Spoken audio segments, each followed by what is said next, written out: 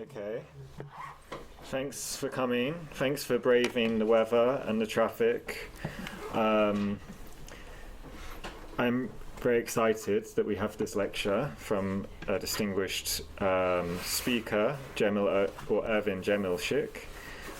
He's currently working on his second PhD. His first was in mathematics. And I think the fact that he has moved so interdisciplinarily in his academic career is an indication of how eclectic his published work has been. He's written on the history of animals, food, erotica, manuscripts, books, and calligraphy in the Ottoman Empire.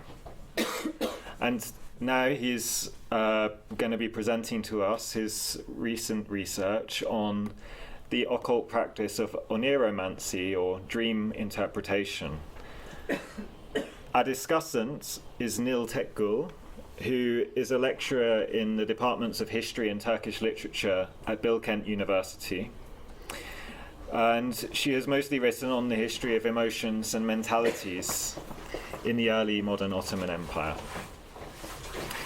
So I'd like to invite Irvin to come and give his paper, after which Tekgül will give her comments and then open the floor to questions. Okay. So.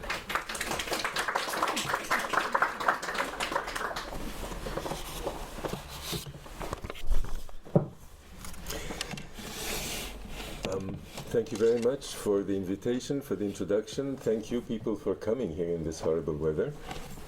As I've said to several people before, I wouldn't have, so I'm very grateful to you for showing up. I'm coming down with a bit of a cold, so if my voice begins to break, I apologize in advance. In fact, let me prepare the water.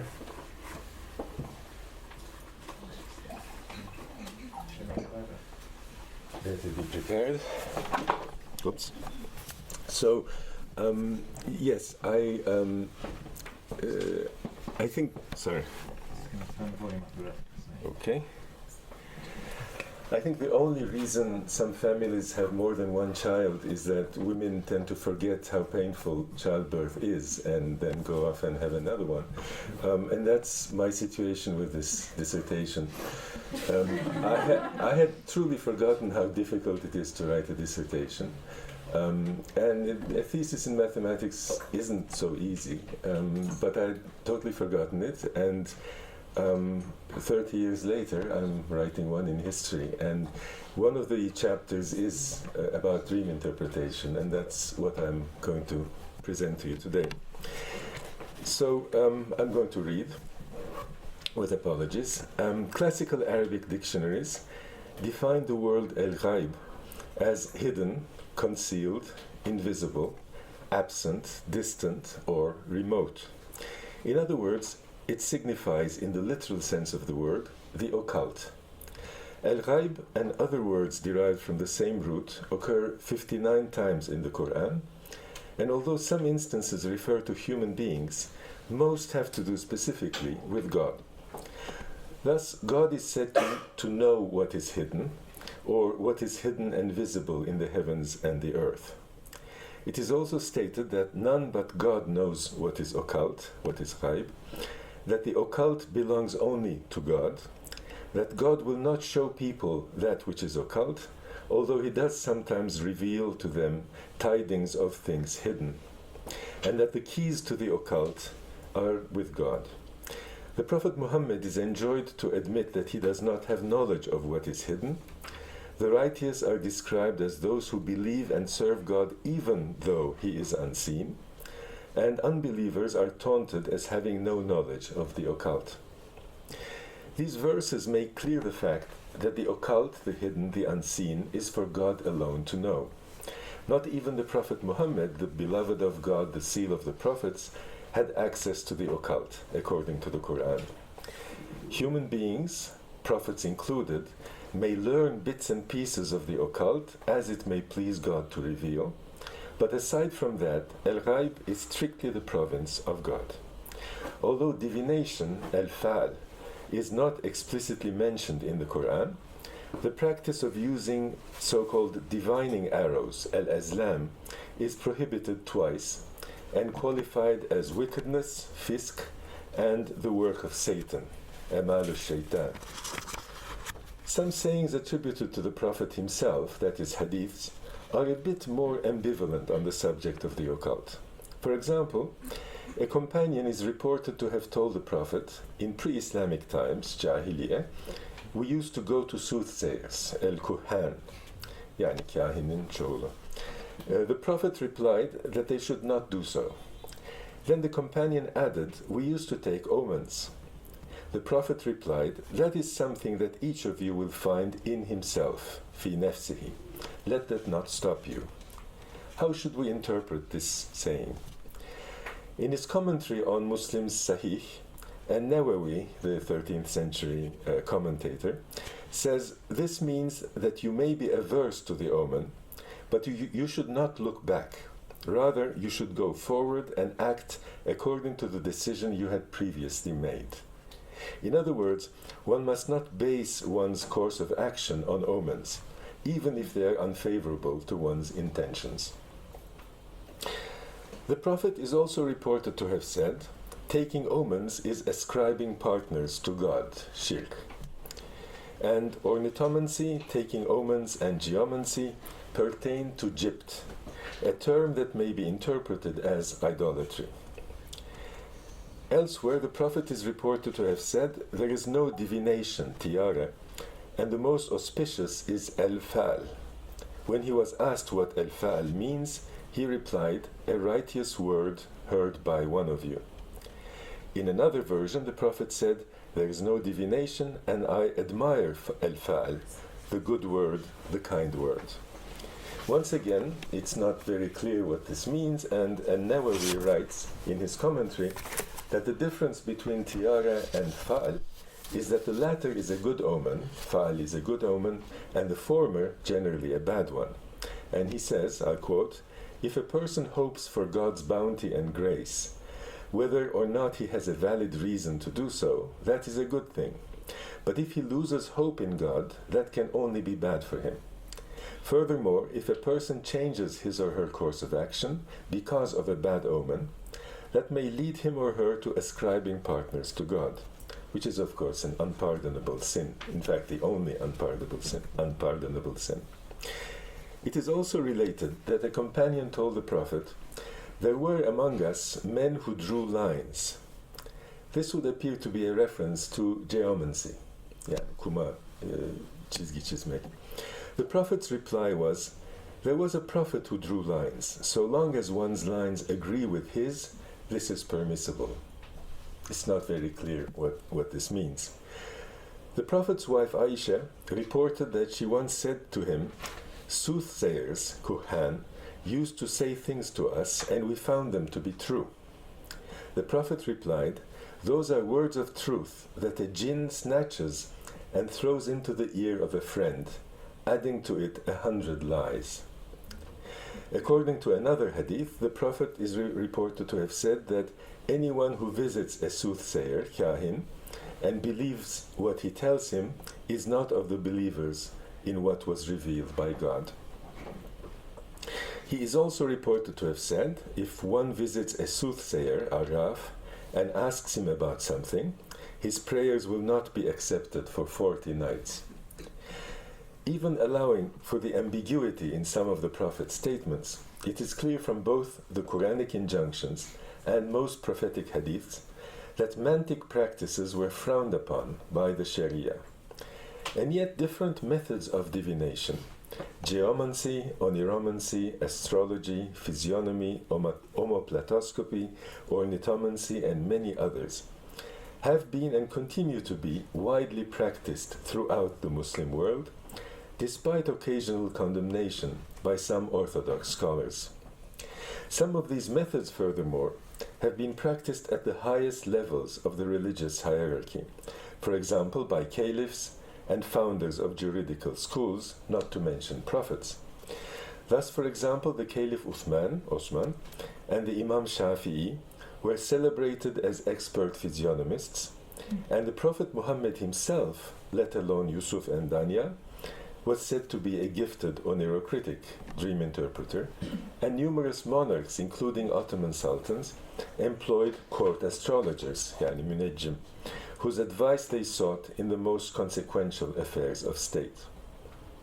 Though such practices appear to have peaked around the time of the Islamic millennium, which is the period of Murad III, they have existed from the dawn of Islam to the present day, as both historical and ethnographical studies have shown.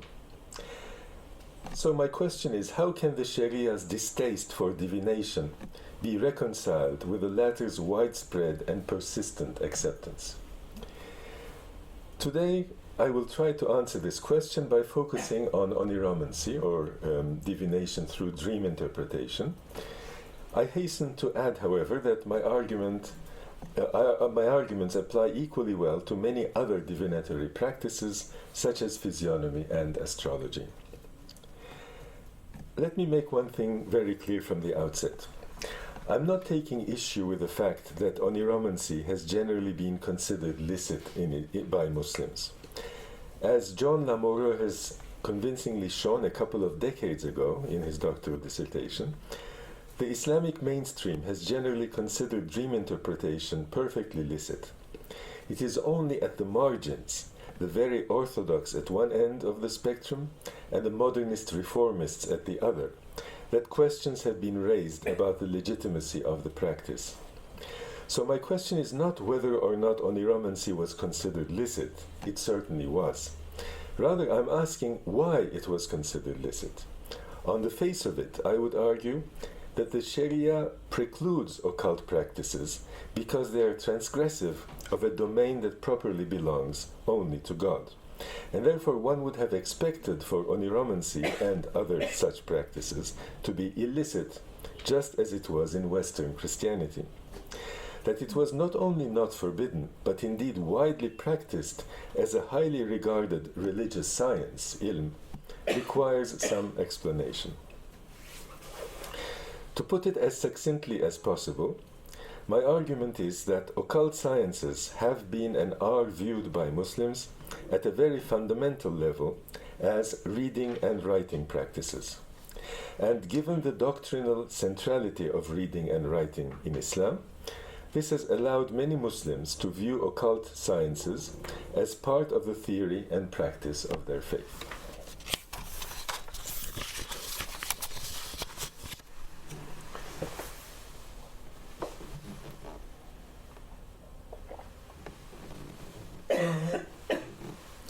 Before delving into my subject proper, let me tell you what oneiromancy in the Islamic sense is not.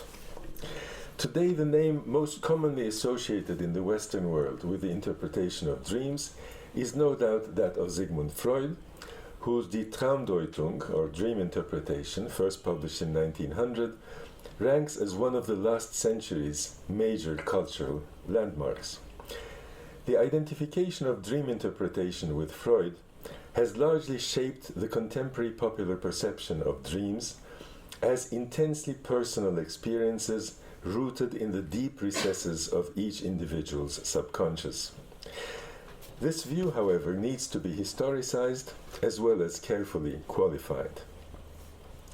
Without going into great detail, I will simply note that dreams considered worthy of interpretation in Islamic dream theory are not the internal and intensely personal, but rather the external and impersonal.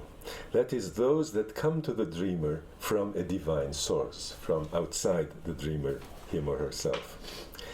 Moreover, where Freudian dream interpretation seeks knowledge of the past, Islamic dream interpretation seeks knowledge of the future. Thus, the efforts of some modern Muslim authors, for example, the Syrian Abdullah Abdul Daim, to depict Islamic dream interpretation as Freud avant la lettre, are sheer nonsense. Also, before discussing my main claim, I wish to point out two more explicit, perhaps more immediately obvious methods by which occult practices such as oneiromancy were historically legitimated, at least as far as we can tell, based upon written primary sources. Specifically, let me very briefly summarize the many references that were made to the Holy Scriptures and to accounts and interpretations of purported actual events. These are, to use the proper technical terminology, respectively ad-dalail al-naqliyya and ad-dalail al-aqliyya. In other words, conveyed evidence and rational evidence.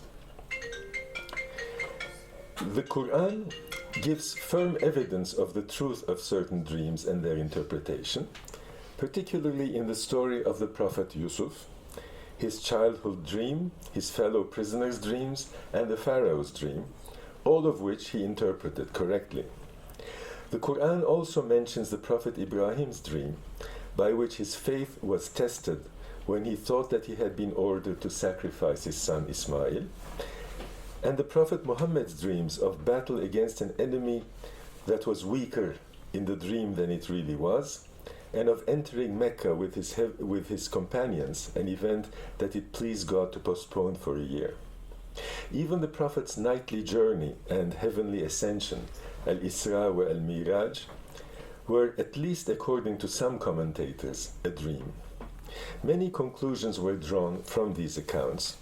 For example, that unbelievers can also have true dreams, as in the case of the Pharaoh, who had a true dream even though he was an unbeliever, and that a dream may be at once true and misleading, as in the case of the Prophet's dream, who saw at the Battle of Badr that the enemy were fewer in number than they really were, in order for the Muslims to have more courage in the battle. What the Qur'an shows clearly is that while everyone can dream, the interpretation of dreams is the province of prophets and not of common people. It is significant in this context that a hadith reports on the authority of the Prophet's wife Aisha that, in quote, the beginning of the revelation to the Messenger of God was as a true dreams during sleep, a ruya as-sadiqa fin nawm. For he never had a dream but that came clear as the sky at daybreak. The fact that the holy revelation began with dreams could only add to the importance and credibility of dreams as sources of otherworldly knowledge. Certain other hadiths, on the other hand, represent dream interpretation as a somewhat more democratic practice. It is said, for example, that the Prophet Muhammad asked his companions to recount their dreams and offered interpretations, but then so did the Caliph Abu Bakr and the Prophet's wife Aisha. Indeed, a well-known hadith quotes the Prophet Muhammad as saying, and I quote, "Nothing is left of prophethood except for good tidings, al-mubashirat." When asked what that means, he answered, "The good dream, al-ruya as-salihah." This was meant to assuage the companions' fear of a future without the Prophet.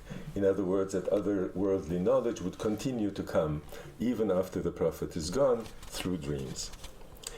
Relatedly, the Prophet Muhammad is reported to have said that, and I quote, "The dream of the believer is apart from the 46 parts of prophecy," unquote, thus not only establishing a link between dreams and prophethood, but also opening the door to the acquisition of divinely sanctioned knowledge by common people. Such hadiths were frequently cited in dream manuals as evidence of the fundamental importance and truthfulness of dreams and the licitness of dream interpretation. In addition to such conveyed naqli evidence, treatises also contain numerous instances of rational, aqli evidence supporting oneiromancy. Often these take the form of anecdotes concerning predictive dreams that came true. And while the intention was generally to reinforce the standing and prestige of the dreamer, the narratives simultaneously legitimated dream interpretation by demonstrating its validity. For example, a dream that is very well known in Turkey is the one attributed to Osman Gazi that many of you certainly know. According to Aşık Paşazade's version, written in his Tevarih-i Ali Osman, which was completed in 1484, Osman dreamt that he was the guest of a saintly sheikh. Aşık Paşazade doesn't name the sheikh, but others do, as Edebali.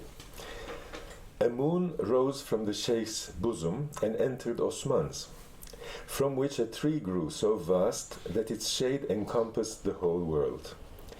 Beneath it there were mountains, and from each mountain sprang a river, and some people drank from them, others watered their gardens, still others made fountains flow. When he awoke, he told the sheikh about his dream. The sheikh replied that Osman and his descendants were fated to be sultans and offered his daughter's hand to him in marriage. It is generally agreed that this story is a dynastic myth invented in the 15th century, that is, more than a century after the supposed dream occurred, and further elaborated over time. What is important here is that in the process of portraying the Ottoman house as divinely ordained for greatness, the myth also retrospectively legitimated dream interpretation by demonstrating its ability correctly to predict the future. Dreams fulfilled a similar function in Sufi literature. For example, in the Risale of Kushairi, the following account is given about the 8th century sage Abu Suleyman Dawood bin Nusayr et-Ta'i. The night Dawood et-Ta'i died, and I quote, a pious man saw him in a dream, running, and asked him what happened. Dawood replied, I have now been freed from prison. When the man woke up, he heard the cries of the people announcing Dawood's death. While this narrative described Dawood et-Ta'i as indifferent to worldly concerns and spiritually emancipated, as he was happy to be dead and rid of material ties, it simultaneously showed that dreams can be a source of otherworldly knowledge, since the man dreamt of this before he knew that Dawood had died. So, oneirocritical treatises often began with lengthy lists of citations from the Qur'ān and the ḥadīths, as well as didactic anecdotes involving important people, both real and imaginary, that could be interpreted as sanctioning and validating the occult practices in question. But obviously, not everyone read these treatises. How then can we explain the widespread acceptance of the practices? Beyond the scriptural citations and clever anecdotes I just discussed, there must have been something deeper, something more fundamental, that led ordinary Muslims, everyday people, to perceive at an intuitive level and without much questioning certain occult practices as religiously permissible. As I said earlier, my answer to these questions has to do with the relationship between these practices and the twin concepts of reading and writing. So let me take a brief aside to discuss why reading and writing are central to Islam, after which I shall explain how occult practices were associated with them. Theologians generally agree that the first 5 verses of Al-Alaq, the 96th chapter of the Qur'an, were the first to be revealed. These verses are as follows, and I quote, Read, in the name of your Lord who has created man from a clot. Read, and your Lord is the most bounteous, who teaches by the pen, taught man that which he knew not. Unquote. The hadith reported on the authority of Aisha that I mentioned earlier in the context of the beginning of the holy revelation in dreams relates how these verses came to be revealed. The Prophet was in solitary meditation in the cave of Hira when, in a dream, and I now quote the hadith, the angel came to him and asked him to read. And the Prophet replied, I do not know how to read. Then the Prophet adds to this hadith, the angel caught me and pressed me so hard that I could not bear it anymore. He then released me and again asked me to read. And I replied, I do not know how to read. Thereupon he caught me again and pressed me a second time till I could not bear it anymore. He then released me and again asked me to read. But again I replied, I do not know how to read. Thereupon he caught me for the 3rd time and pressed me, and then released me and said, Read in the name of your Lord who has created man from a clot. Read, and your Lord is the most bounteous. Unquote. It is very significant that the first word of the Holy Revelation was read, and that God was described as he who teaches by the pen. A hadith relates that the Prophet Muhammad said, the first thing that God created was the pen, and he said to it, write. It said, Lord, what should I write? He said, write down the destiny of all things until the final hour. The destiny of all things is, of course, that which is contained in the preserved tablet, al-Lawh al-Mahfuz. So you see that the first word of the revelation is read. The first object to be created is a pen. The first word that God says to the first thing that he created is write.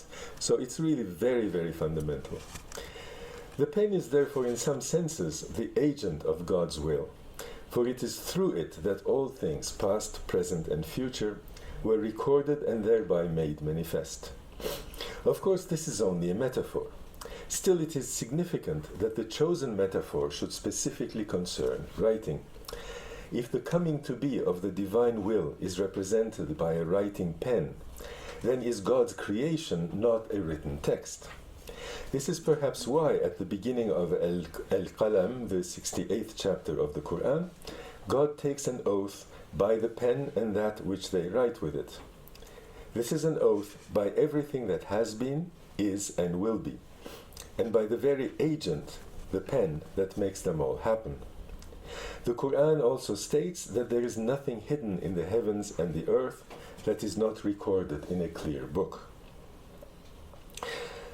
The very popular late 15th century Quranic commentary, Tafsirul Jalalain, interprets the pen in this verse as that with which God wrote the universe in the preserved tablet. As for the pronoun they in the verse, that which they write with it, it is generally interpreted as referring to angels. And angels engaged in the act of writing are alluded to more than once in the foundational texts. For example, a hadith that describes the Prophet's nightly journey and heavenly ascension includes the following absolutely fascinating to me detail, and I quote, "Then Jibreel ascended with me to a place where I heard the creaking of the pens, sarif al-aqlam. This was interpreted as angels busily recording the divine decrees. And anyone who has witnessed a scribe or calligrapher writing with a reed pen will know precisely what the verb creaking refers to." I could go on, but for lack of time, let me simply say that Islam basically views the Qur'an and the universe as two written texts that mutually explicate and interpret each other, a divine intertext that believers are encouraged to read and comprehend. For this reason, the notions of reading and writing are fundamentally important to Islam, and this fact underlies the way in which the occult sciences have been perceived. In other words, as I wrote somewhere else, of course it's possible that an individual Muslim does not know how to read and write, but as a system, as a religious intellectual system, it's impossible to imagine Islam without reading and writing. So getting back to the subject at hand, Islamic dream interpretation was built upon a significant pre-Islamic oneirocritical tradition, including Mesopotamian, Egyptian, Jewish, and Greek antecedents. A comparison of the writing of Muslim dream interpreter 1008, so a 10th century basically scholar, were quite open about the fact that they were drawing upon non-Islamic sources. They had no problem accepting that. In fact, the foundation of Islamic dream lore is entirely pre-Islamic, and it is only modern authors, falling prey to both chauvinism and the fetishization of originality, who insist that Islamic oneiromancy is purely Islamic. For example, a hadith quotes the Prophet as saying dreams are of three kinds: good dreams that are glad tidings from God, bushra min Allah; conversations of the soul, hadithun nefs; and frightening ones from Satan, tahwif min ash-shaytan. Fairly similar classifications can be found throughout pre-Islamic dream theories. For example, Leo Oppenheim, whose seminal book published in 1956 shed light on Assyrian, Sumerian, and Babylonian dream literature going back to the late 3rd millennium before Common Era, writes, and I quote, "For the ancient Near East, it can be stated that dream experiences were recorded on three clearly differentiated planes. Dreams as revelations of the deity, which may or may not require interpretation. Dreams which reflect symptomatically the state of mind, the spiritual and bodily health of the dreamer, which are only mentioned but never recorded. And thirdly, mantic dreams, in which forthcoming events are prognosticated." So it's basically almost identical. Likewise, the 2nd century dream manual of Artemidoros Laldianos, the only extant ancient Greek work of its kind, subdivided dreams into premonitory dreams composed of enigmatic visions, oneiros, clear visions, horama, and divinely inspired visions, chirematismos, and non-premonitory dreams composed of dreams brought about by bodily conditions, enipnion, and simple illusions, phantasma.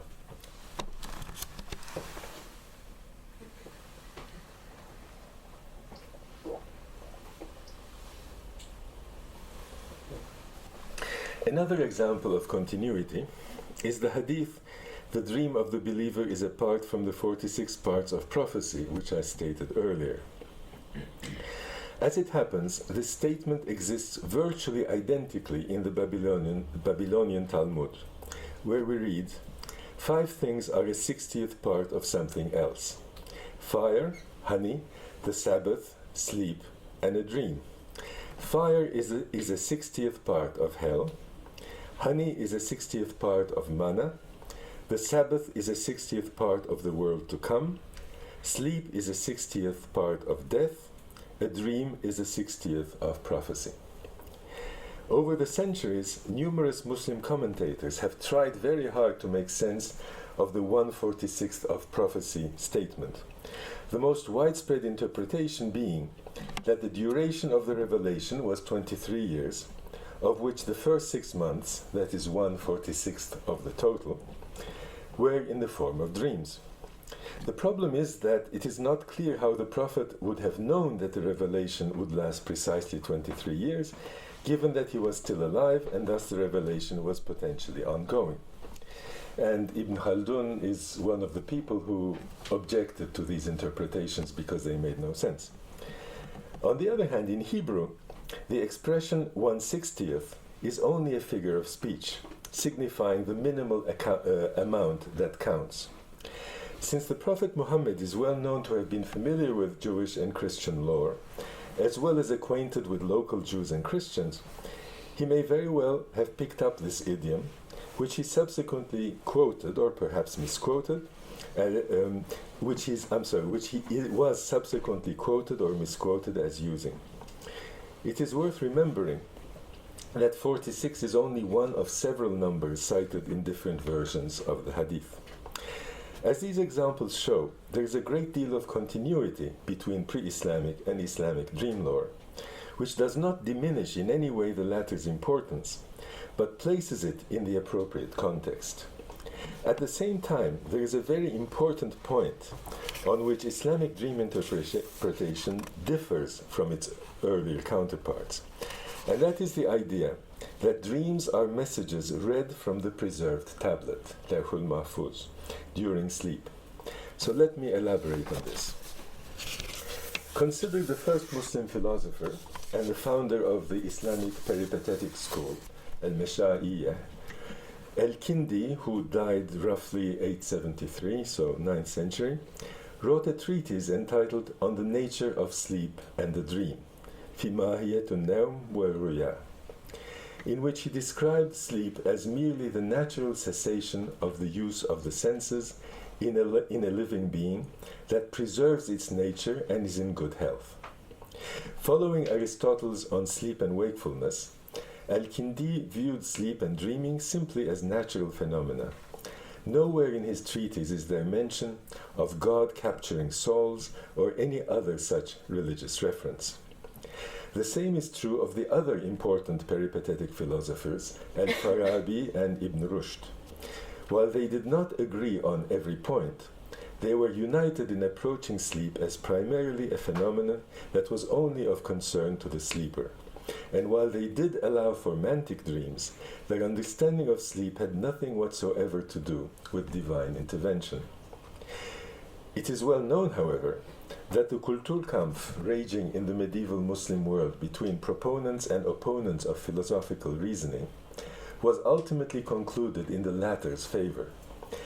This meant that the peripatetic philosopher's naturalistic conception of sleep as well as dreaming was challenged by a variety of views deemed more Islamic, in quotes. In particular, their foremost antagonist, Al-Ghazali, who died in 1111, wrote, and I quote, "If a man blind from birth did not know from repetition and hearsay about colors and shapes, and were first told about them, he would not understand nor grasp them. But God, may he be exalted, has brought the matter close to his creatures by giving them a sample of the characteristics of prophecy, and that is sleep. For the sleeper apprehends that what will happen from among the unknown, either clearly or under the guise of a symbol that will be revealed through interpretation," unquote. Ghazali also wrote that sleep, which he described as a process characterized by the inactivity of the senses and the lack of being occupied with the sensibles, is one of the two ways, the other being the accounts given by the Prophet, in which it is possible to gain knowledge of the occult, al-ghaib. Ibn Qutaybah, who died in 889, so another 9th century thinker, was an exact contemporary of al-Kindi's. And his Ibaret al-Ruya, sometimes also called Tabir al-Ruya, interpretation of the dream, is the earliest extant Islamic dream interpretation manual. There are two copies of it. One is right here in Ankara, and the other is in Jerusalem. Although he acknowledged that some dreams are due to waking preoccupations or to changes in the temperaments, he believed that, and I quote, "True dreams are brought by angels. They are copied from the preserved tablet and contain good tidings or warnings against performing bad deeds," unquote. I view this attribution of dreams to the preserved tablet, a change which, by the way, appears to have occurred relatively late, during the 3rd century after Hijrah, as a fundamental step in the Islamicization of oneiromancy. A slightly different perspective on the same fundamental idea is in Fahruddin Razi's well-known Qur'an commentary, Mefatihul Ghaib, also known as At-Tafsir al-Kabir, where he suggested that the sleeper's soul travels to the preserved tablet and reads it directly. And I quote, "God, glorified is He, has established that He has created the essence of the rational soul so that it can rise up to the heavens and read the preserved tablet. And what prevents it from doing so is that it is occupied with the management of the body. At the time of sleep, this occupation decreases, and its ability to read increases. And if the soul happens upon a particular state, it leaves specific traces proper to that spiritual perception upon the imaginative world. And the interpreter infers from these imaginative traces certain intellectual perceptions," unquote. In other words, for Razi, who, by the way, died in 1210, dreams are otherworldly visions collected by the soul directly from the preserved tablet when it leaves the body during sleep. So, as you can see, according to one theory, dreams are brought by angels from the preserved tablet to the dreamer. According to another theory, the dreamer's soul goes to the preserved tablet and reads it. Both views basically involve reading the preserved tablet. And both views recur very regularly in the Islamic dream literature. Thus, in an early dream manual in Turkish, dedicated to the last Germianid ruler, Yakup II, who died in 1429, dreams were described as follows. "True dreams, hak düş, are truth from God, may he be exalted. He has appointed an angel as his agent, École, at the preserved tablet. This angel is a representative of those of God's servants who are asleep. It shows them dreams so that they may ask an interpreter who has knowledge of this science, and thus be informed of virtue or evil, benefit or harm, peace or war, excellence or contemptibleness, trade, piousness or worship, what works or does not work, religious or worldly affairs. By command of God may he be exalted, this angel shows them dreams from the preserved tablet. A similar passage is in a very well-known treatise, Tētirul Enam fi Tēbiril Menam, Performing of Humanity in the Interpretation of Dreams, by the celebrated Damascene scholar Abdul Ghani an-Nabulusi, who died in 1731, who writes, and I quote, "The name of the angel of dreams is Siddiqun. That angel shows you in your dream those things that God, may he be exalted, has taught him from the inscribed mother of the book, Kitab, as well as wise parables that he inspired in him." Unquote. The mother of the book, mentioned twice in the Qur'an, is generally understood to mean the preserved tablet, which is also known by a number of other names, such as the book, Kitab, a clear book, Kitab Mubin, protected book, Kitab Maknun, and inscribed book, Kitab Mastur. So the message is the same. The angel of dreams draws upon a written text for the contents of the dreams he brings to the sleepers. And one final example, basing himself upon the same motif as elaborated by El-Ghazali, the poet Azmi of Diyarbakır, Azmiül Amidi, who died in 1831, likewise wrote in his oneiromantic treatise in verse entitled Miftahül Mani, the key of meaning, and let me read it in Turkish first and then I'll read the English translation. Şeb olunca diğer yüzü anın bil, olur ta levh-i mahfuza mukabil. O levh üzere olan mestur heyet, verir mirat-ı kalbe aksi suret. Bu levh üzere dahi nesne görünmez, ne var mesturanda hiç bilinmez. Murad edince amma Hak Teâlâ, iraya itmeyi bir kula Mevla, o levhten kalbine ilka olunur, bu hal ol gafile rüya görünür. Know this, at night the heart's other side stands opposite the preserved tablet. What is written upon that tablet is reflected upon the mirror of the heart. What is on the tablet cannot be seen. What is written on it cannot be known. But when God Almighty wishes to show it to one of his servants, an inspiration comes from the tablet to his heart and appears to that heedless one as a dream. So, to summarize, the Sharia makes it quite clear that occult practices are in principle illicit, and yet such practices were and continue to be popular throughout the Muslim world. Furthermore, most Muslims who consult astrologers, oneiromancers, or other diviners do so without necessarily believing that they are violating religious law. Why that is the case is the question I have attempted to answer today. Although quotations from the scriptures and anecdotal evidence concerning revered figures may be found in support of certain occult practices, the factor that made divination legitimate at a deeper level is that it was considered a reading practice, and reading is central and essential to Islam. A similar situation, by the way, holds for magic, which can be conceptualized as a writing practice, but that is for another time. Thank you very much. Okay, thank you, Irvin. I just now invite Neil to give her comments, and then everyone else can pose their questions.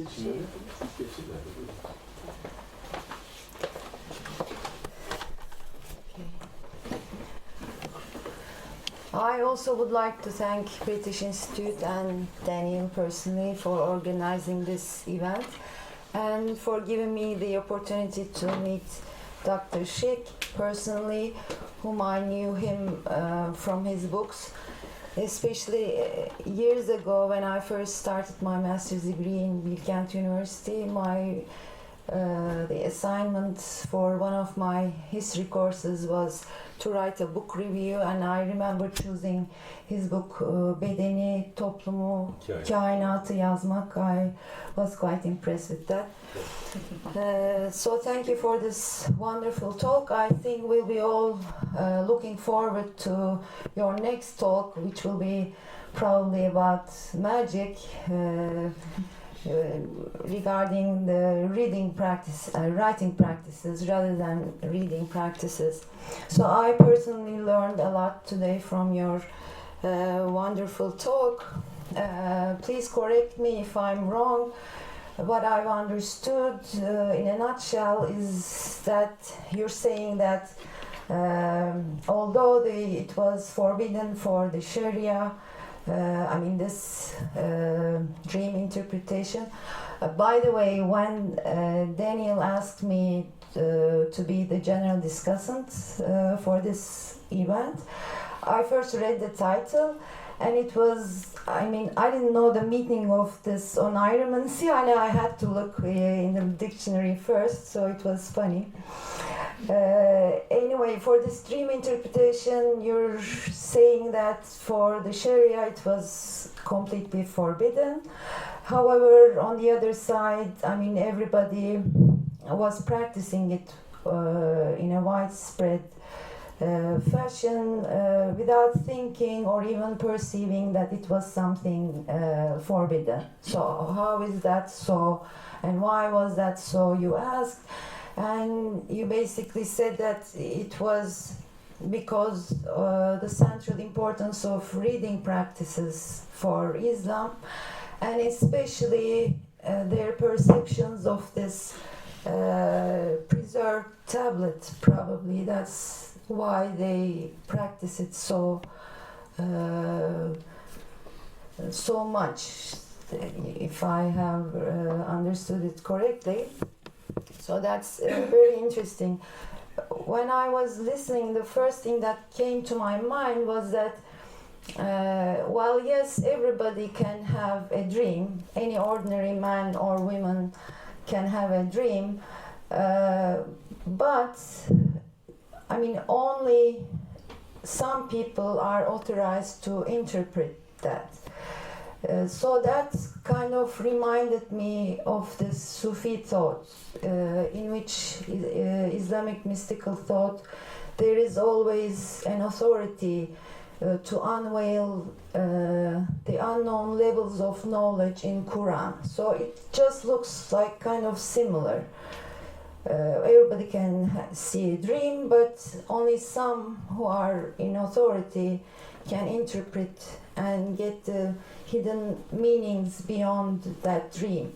So, do you think that this Sufi Islamic or Islamic mystical thought had a great effect on this widespread practice? Could it be the central reason, or for this widespread use, the Sufi discourses would be my first question. If you want to answer, maybe you can sit at the front so that the crowd can see you. Oh, should I answer each one? Well, do you plan to ask more question, or did you want to just pose this Let's go one by one, okay, if you don't mind. Okay, o zaman oturalım mı? Yeah, oturalım. Oturalım isterseniz. Daha informal. Tamam.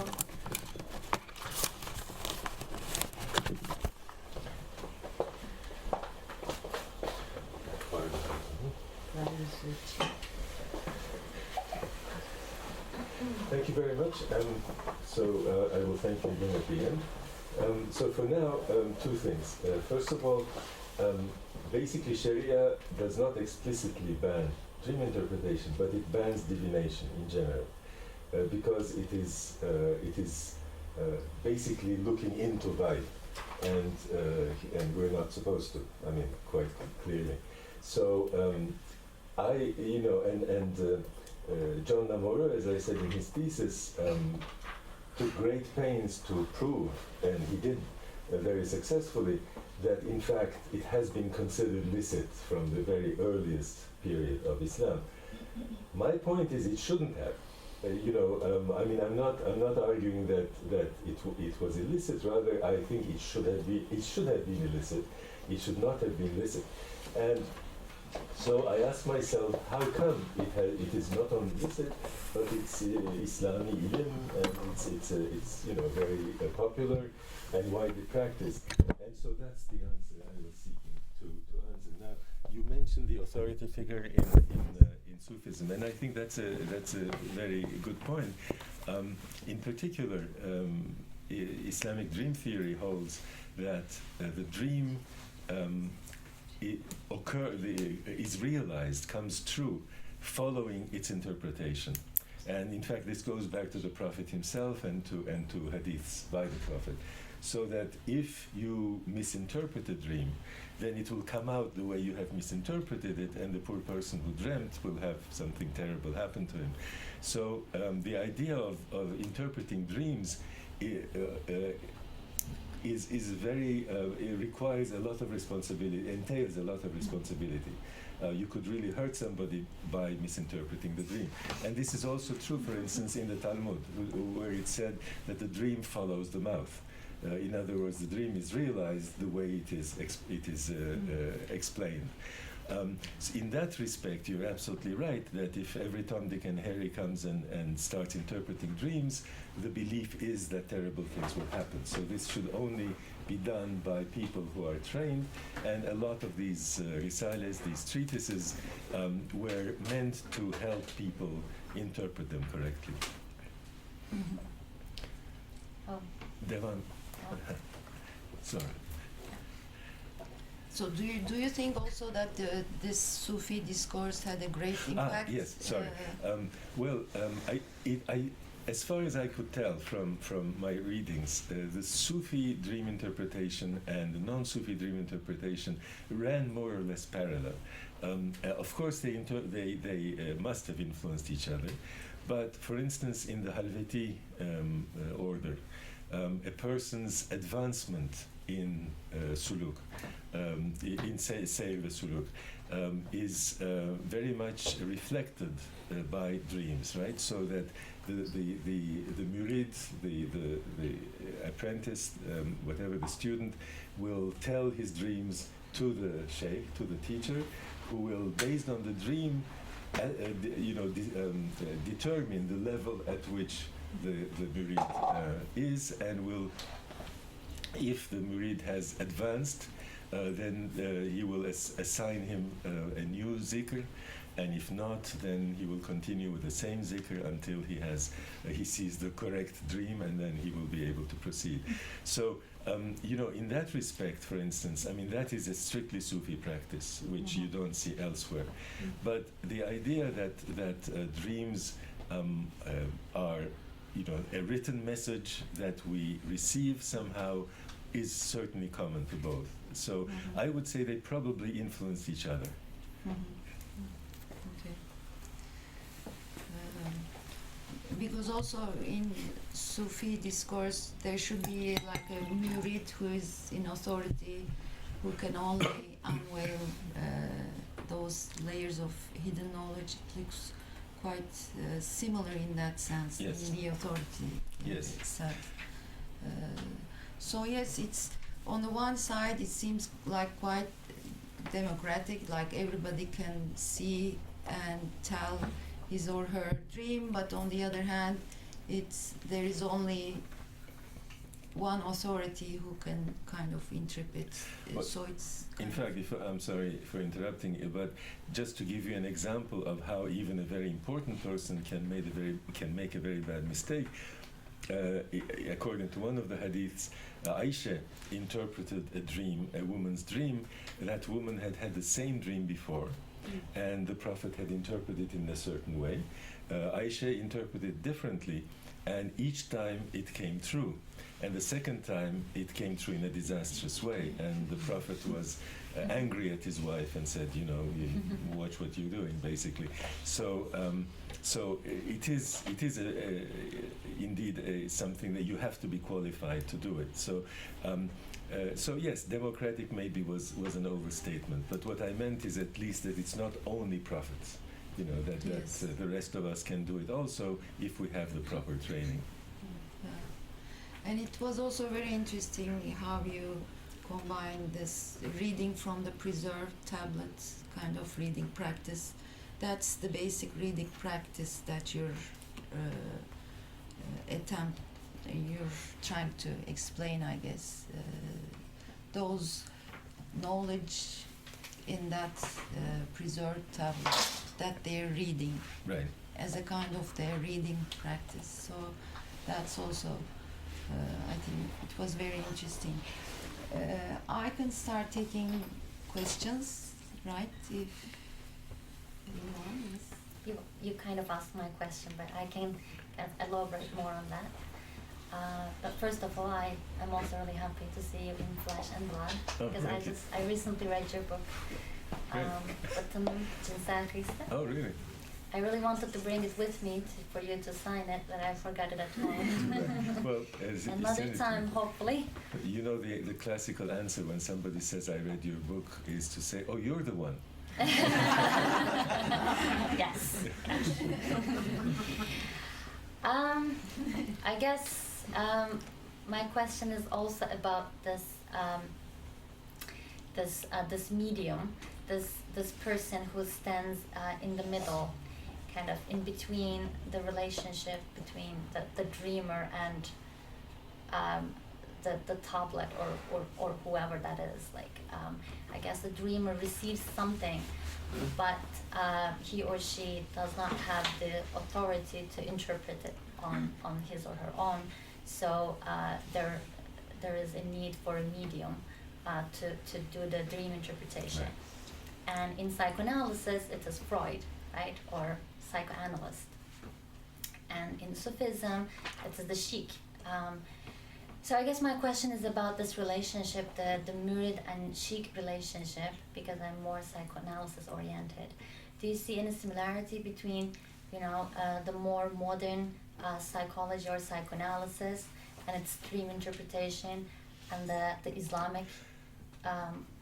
Well, it's interesting that Freud begins his discussion of dream interpretation by quoting Artemidoros Daldianos at length. And Artemidoros is the basis of a lot of Islamic dream interpretation. So at the beginning, at the base, there seems to be a lot of commonality. But I think that when you look at the purpose, when you look at first of all, the mechanism of the dream.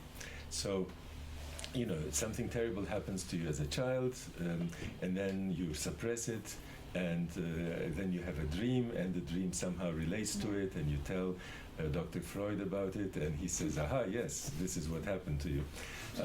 So that's the psychoanalytical aspect. The Islamic aspect is very different because, first of all, the dream comes from somewhere else, not from the inside, but from somewhere else. And secondly, it doesn't tell you about what happened to you in the past, but what will happen to you in the future. So in that respect, I think what has happened in the modern period, because we have, frankly, a bit of an inferiority complex towards the West, we like to argue that we discovered all these things before the West, and so we like to say that, well, Freud, we had done this before. But in fact, it's very different. In fact, I would say the only thing that's in common between the two is both say that dreams have meaning. And this is actually not a trivial idea, because many people, certainly in the West prior to Freud, thought that a dream is just something stupid that comes and goes, and you shouldn't worry about it. And the fact that it actually is meaningful, that it contains information, is common to both. But I would say that that's basically the extent of it. Yes. Oh yeah, so you mentioned in your talk, you described the ways in which Islamic dream interpretation drew on pre-Islamic sources, and I'm wondering if that dialogue continued in the post-Islamic period. So is there... There is one? Did it? The question. I mean, did like? No, I mean post-Islamic. Well, I mean, okay, post-Hijra then. Okay, the Islamic period. Yeah. Okay. I panicked, you know. So, I mean, is there like a? Are there, because there is also prophetic dream interpretation continues in Europe, and I wonder if there's any influences either in terms of Islamic scholars drawing on these texts that have been produced subsequently, or in the opposite direction. Well, it's very interesting. As I mean, my knowledge of European cultural history is of course not up to par. But from the secondary sources I read, it looks like the Western churches were not very happy with dream interpretation. And so this was not cultivated. Eastern Christianity, on the other hand, did. There are several Byzantine dream manuals. I think at least 7 of them are known and have been published by Oberhellman and other people. And one of them is especially interesting because it is allegedly written by a man called Ahmed. And it has a lot of Christian lore in it. And for a long time it was thought to be a direct translation of an Islamic manual, which is now lost. It has been shown very, I think, authoritatively to be in fact a fabrication by a Christian author. However, I suppose because Islamic dream interpretation was known and respected, in order to sell more books, in order to have more prestige, he adopted this Arabic name. It appears not to be by him at all. But when you look at the Ahmed's this particular oneiromantic book, there is stuff there from Islamic sources, from Indian sources, from Arabic and Persian sources, as well as ancient Greek sources. And by the same token, when you read, for example, a person like Dine Meri, who wrote a very important manual, Islamic dream manual, he has no problem saying, this comes from India, this comes from the Greeks, this comes from the Jews. So it's only in the modern period where, somehow originality is so important that this idea has come up that, these were totally separate and we owe them nothing. Essentially, I think it is safe to say that there was a regional culture, a Middle Eastern dream culture, which goes back way, to the ancient Egyptians and to the Babylonians and Sumerians, and that this basically ambient culture was taken up by various different groups, and in particular by Muslims. I think what I found to be so interesting, and why I think that it is so damaging to think that we created everything, is that you miss the important differences. And in this case, you miss the difference between pre-Islamic and Islamic dream interpretation, which is this preserved tablet issue. Mm-hmm. Frankly, I have found no other major difference between previous and Islamic dream interpretation, except for this, the fact that it is read from the tablet, which is a record of everything that has happened and will ever happen. And so therefore that it is, a reading practice. Excuse me, maybe you told it, but I forgot. When does this perception of this preserved tablet comes into the picture? 9th century. 9th century. Common era. So it's. So that's when it becomes a distinct Islamic exactly. reading practice. You're saying. Yes. I mean, I'm saying that Islamic dream interpretation becomes Islamic after this change in perception. Yes, towards the end of the 3rd century of Hijri. Okay. Thank you so much for this wonderful talk. And my question about the Sufis. You talk about Sufis, but which Sufis you talk about? And when we look at the Sufi tradition or Sufi, the first Sufi books about dream interpretation in Ottoman Empire, written in 15th century, and you talk about a tradition from ancient time to today, but we haven't seen any of this kind of interpretation in Mehmet İzniki's at Tabirül Munif, and when we look at the booklet of Helvetiye Tarikats and their four sheikhs' interpretation of the dreams, it was published by Celtic. Right. And when we look at all of these manuscripts and all of these documents, we haven't seen this kind of tradition. It's a little bit more heterodox, and it's completely different.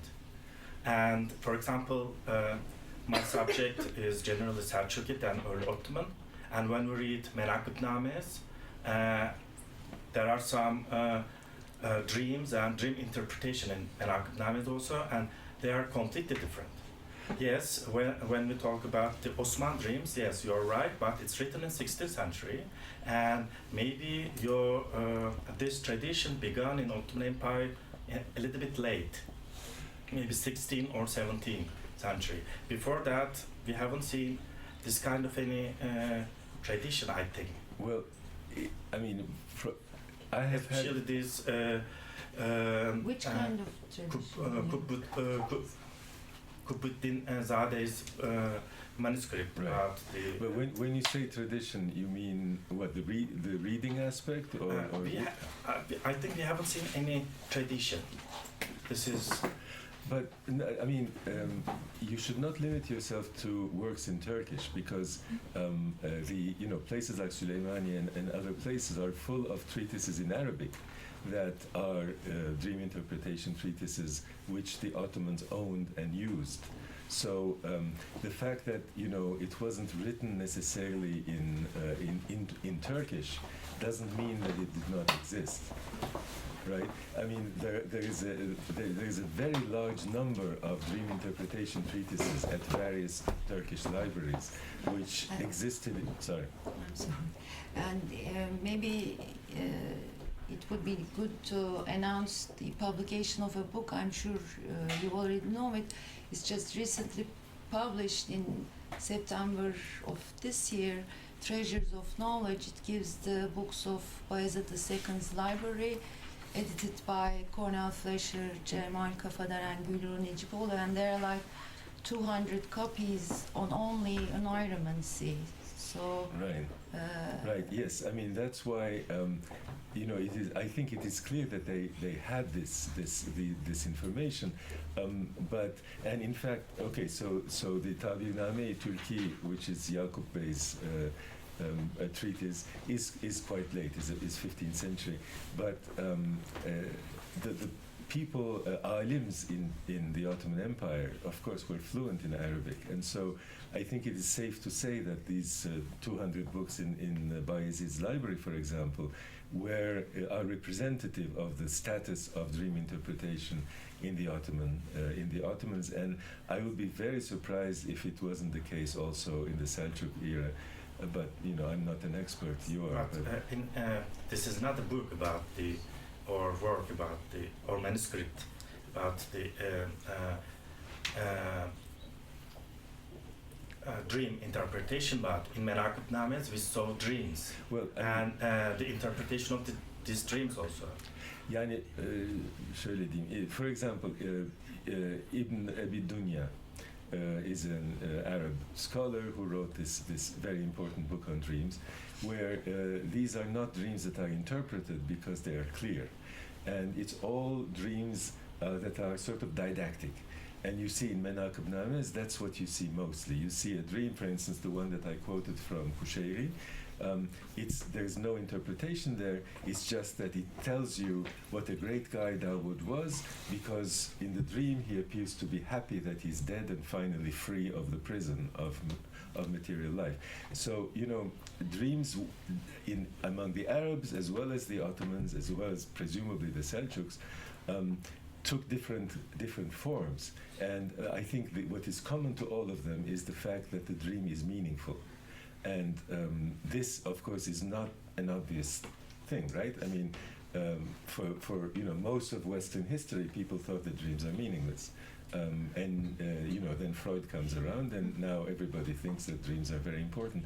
So I think what I'm trying to say is that in Islamic culture, from the very early periods on, certainly Memluk and even earlier, that dreams and understanding dreams were important. And for instance, the fact that what's his name, Ibn Qutayba's dream interpretation manual, which is the earliest one we know of, is right here in Ankara, shows that in the Ottoman Empire these sorts of things did circulate.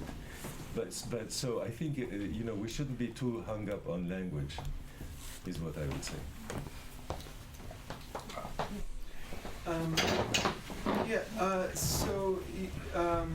We were discussing how a certain understanding of divination would certainly be illicit in Islamic thought. If you're thinking that your divination is sort of like a trick around what God is trying to reveal to you, and if you are being revealed things, secret things, then it has to come through certain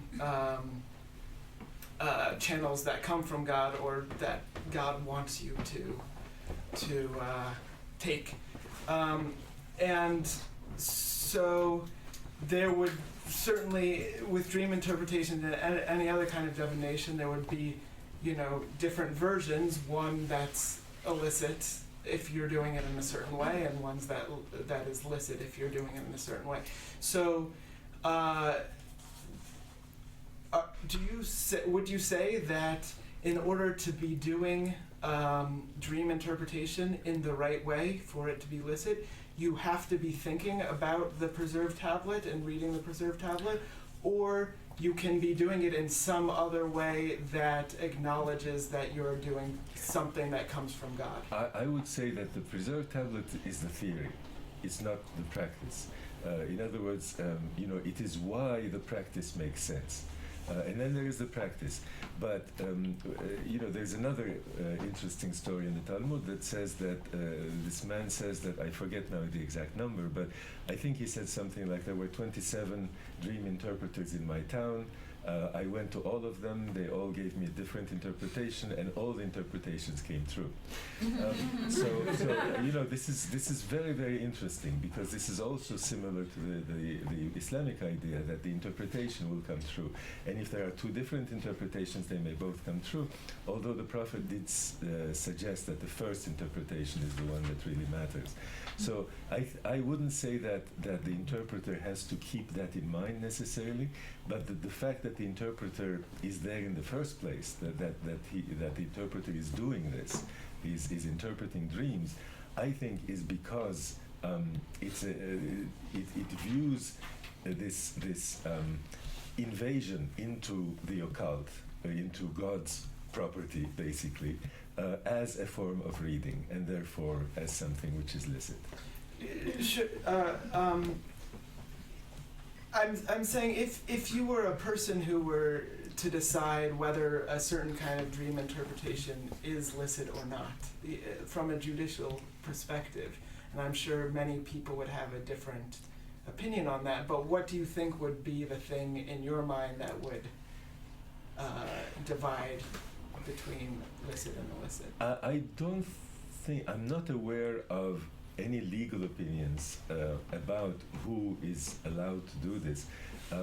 But I think, for example, the story of the Prophet's wife interpreting it and then something terrible happens shows us that basically you have to censor yourself. In other words, if you're not skilled at this, shut the hell up, and if you're going to go and interpret people's dreams, you could cause damage if you do it wrong. But I'm not aware of any legal, aspects of it. Scholars like the 13th century Farkht al-Din al-Razi and the 18th century Azmi of Diyarbakir and others, have you come across any writings by them, how they rationalize, or did they rationalize, or were they aware of the fact that it was illicit, to talk about dreams, to interpret dreams? And if so, did you read anything how they kind of rationalize their way of looking at it? Well, my raw material, the data I'm using, is these treatises. And the treatises all start with some sort of a prologue, dibaje of some sort. And the prologue very often gives a rationalization for the existence of the book. Even in a bahname, in a pornographic book, for example, in the Ruju Sheikh, it tells you at length that God said that we should have children, and this is to help you have children, and all of that. They are not going to say this is so that you necessarily enjoy sex, but rather that by enjoying sex you will have children, and that is a good thing. And so I am especially focusing on the introductions of these treatises, because the treatises themselves, when it tells you if you dream of a camel sitting down, it means such and so, I couldn't care less. That's not my focus. My focus is the beginning, where they tell you why this book deserves to be written. And in these books, I haven't encountered anyone that says you might think it is illicit, but in fact it isn't. But I think that it's always rationalization, whose subtext is that rationalization is necessary, because if it wasn't necessary, why bother? So that's what I'm focusing on. It's really the introductions of these many, many treatises and the way in which the dream theory part of it. Which is my focus. By the way, about your grandmother, she should have followed the hadith that says that if you have a bad dream, you should turn left, spit 3 times, and recite a certain prayer, and then nothing bad will happen. I'll tell her. I may sound, very silly or nonsense, but I remember from my childhood times with my grandmother, actually. I remember rüya tabirleri sözlüğü. And I remember, this book not just from my grandmother's house, 4 friends' houses as well, because she used to take me, those houses in order to entertain me. İşte Mevlüt Hanım teyze or Sabiha teyze. So, still those books are, being sold actually in Eminönü when you visit the such shops in that area, actually, selling other religious materials side by side. Actually, we can see those rüya tabirleri, sözlükleri. So it's interesting, and still in our lives, actually. Well, what's to me very funny is that I have picked up many of these books, and in fact the cover, the poster is the cover of one of these books, and when you read them, it says, Islamic dream interpretation according to Islamic precepts, according to our Prophet's instructions, and then you open it and it says, if you see an airplane in your dream. So a lot of these books have been upgraded, and the way, once again, the way that they are being sold is by somehow linking them to this Islamic foundation. And they are still in our lives, actually. Yes, they are very popular. We like our dreams. If you Google dream interpretation in Turkish, rüya tabiri, you will find thousands of sites which have, as you said, like dictionaries where you can enter what you saw and it gives you an answer. And I have a question, actually. So, do we know about anything in order to dream what we want to have or what we want to happen at the time? Is there any usage of any special materials? Well, there are 2 things. The most important. Before sleep. Right. The most important is istihare. Right. So istihare is a way of receiving an answer to a question that you have. Yes. So you cannot cheat and make do something in order to get the right answer. But what you can do, and this still happens, it's very widespread. Let's say that somebody has asked to marry you and you're not sure. So istihareye yatmak. So there is a certain procedure whereby you will go to sleep, and hopefully you will, in your dream, you will see the right answer, and you will or will not accept the proposal. And this is, I have witness people do it, and it's still very, very common.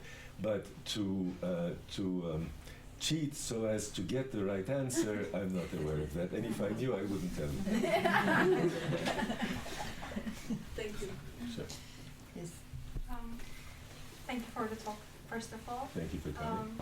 You talked about that some of these dream interpretation methodologies or ways are actually going back to Babylonia, Sumeria, or even to Greeks. So you told us that the only difference that you could see is that Islam is interpreting writing into it. So that's the biggest difference. But where do they converge then? Virtually everything, or do they have specific practices? I mean, there are small differences here and there, but the theory, again, if you look at the interpretation, if you look at, let's say, dreaming of an eagle, what it means, that may be different in Babylonian or Islamic manuals. In fact, all Islamic manuals don't even say the same thing, so there is variability. But what I'm interested in very much is the theory, is the dream theory. In other words, what are the basic principles that make, because of which it makes sense to interpret a dream? You have to have a theory, right? Otherwise, the most obvious thing is to say it's nonsense. I saw some weird things at night and so on. But if you think that it means something, if it's psychoanalytical, you have one theory. If it's Islamic, you have another theory. In fact, if it's Sufi versus non-Sufi, there are slight differences as well. So what I'm basically saying is, when you look at the theory, at the dream theories, then they're extremely similar, pre-Islamic and Islamic. And the only significant difference that I have been able to find, which doesn't mean there aren't others, but I haven't seen them, is this connection to the preserved tablet. That other things, the fact that the Prophet said there are three kinds of dreams, or the fact that he said it's part of prophecy, or various other things, you will find similar things, if not identical, in previous theories. But the idea that either an angel reads the tablet and brings you the information, or your soul travels to the tablet and reads it itself, this is absolutely Islamic as far as I can see. And to me, finding that difference was a very happy moment, because it really shows how Muslims Islamicized this theory, this practice, this theory and practice. Can I do a follow-up? Sure. If it seems like Muslims were more susceptible to this kind of idea, so they could adopt it better. So as you told us before, Christians weren't. Western Christians. Western Christians. So what could be the difference here then? Is it something theological, according to them? Well, divination was frowned upon by the Western churches. They didn't like the idea of divination. I think, Islam also frowns upon divination, but as far as at least my claim in this dissertation I'm trying to finish, is that the way around this frowning on divination is that it is a form of reading. Where the Western Christians didn't have that trick. They didn't have that idea that dreams are read from someplace. And even if they did, they wouldn't care, because reading is not so fundamental to Christianity as it is to Islam, in my view. So, what I'm arguing is that yes, divination was frowned upon, but both by the Western Church and by Islam. But in Islam, if you could tie it to something as fundamental as reading and writing, then you could somehow feel that it was okay. And when I read these things, I mean, I don't get the feeling that the people who did dream interpretation felt that they were doing something very sinful and secret. They were doing it quite openly. They were giving manuscripts to sultans and to caliphs and all of that. So clearly they thought that this was okay, that there's nothing wrong with it.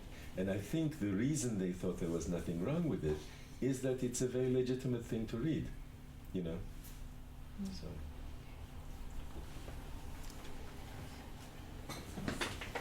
Maybe a good moment to finish.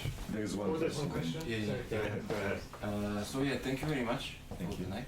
I have one interesting question. Maybe just I don't know about it. So Muhammad, he used to have dreams, yeah. Yes. So was there someone that was interpreting his dreams? His dreams. That's a very good question.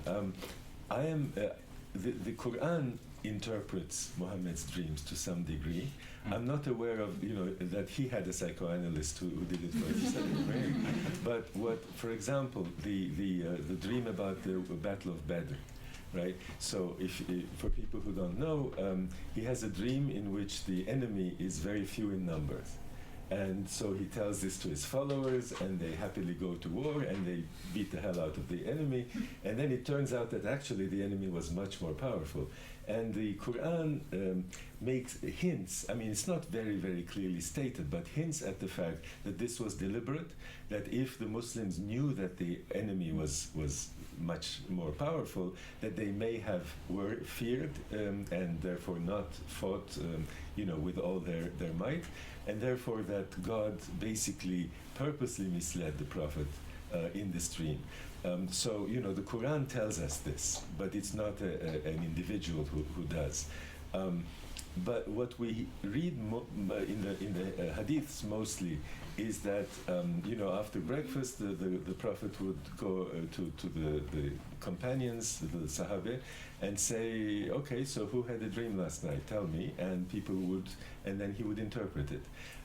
And we also read that a few other people, like Abu Bakr, for example, would do so. But I don't remember ever reading somebody else interpreting the Prophet's dream on his behalf. Can I ask the last question, please? It's just on a slightly different topic. Now that your focus is on dream interpretation, are you done with sexuality? No. Okay, good. No. In fact, my focus isn't even on dream interpretation. My focus is on the legitimation of the occult in Islam. Okay. And one chapter of this second thesis I'm writing is about dream interpretation. I'm also doing a chapter, I've already written a chapter on physiognomy, ilmi kıyafet or firaset, and so forth. But in the meantime, no, I'm absolutely still interested in gender and sexuality very much so. Okay, thanks. I think that's good.